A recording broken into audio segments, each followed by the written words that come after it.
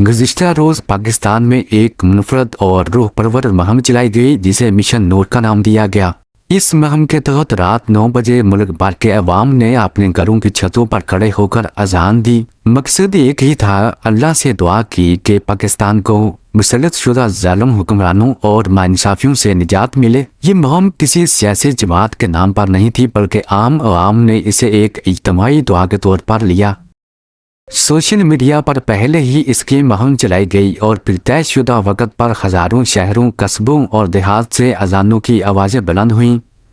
यक वक़्त अजान की आवाज़ ने सबको एक ही रिश्ते में जोड़ दिया। रिपोर्ट्स के मुताबिक लाहौर, कराची, पेशावर और कोयटा समेत छोटे शहरों और देहात में भी अजानें बुलंद हुईं, जिससे एक रूहानी समा कायम हो गया। मिशन नूर हैशटैग सारी रात ट्विटर और फेसबुक पर ट्रेंड करता रहा। लाखों लोगों ने वीडियोस और तस्वीरें अपलोड की।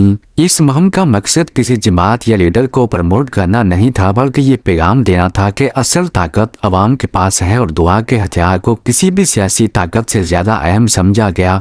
ये अलग बात है कि पाकिस्तान में चूँकि अक्सरियत में PTI के लोग हैं, तो जिस काम को PTI बतौर जमात सर अंजाम दे, फिर इसका क्रेडिट PTI को ही मिलता है। इसलिए मिशन नूर भी PTI से मंसूब किया जा रहा है। कई जगहों पर लोगों ने कहा कि अजानों की इज्तिमाई आवाज़ सुनकर इनके दिलों को सुकून और हौसला मिला, गोया कि एक नए अज़म की शुरुआत हो गई है। मिशन नूर की ये मुहिम इस बात की अलामत है कि पाकिस्तानी अवाम अपने मसाइल और मुश्किलात के लिए एक दूसरे के साथ खड़े होने को तैयार हैं। सवाल ये है कि क्या ये रूहानी बेदारी आगे चलकर एक अमली और इज्तिमाई तहरीक में भी तब्दील होगी, या फिर ये सिर्फ एक वक्ती इजहार था।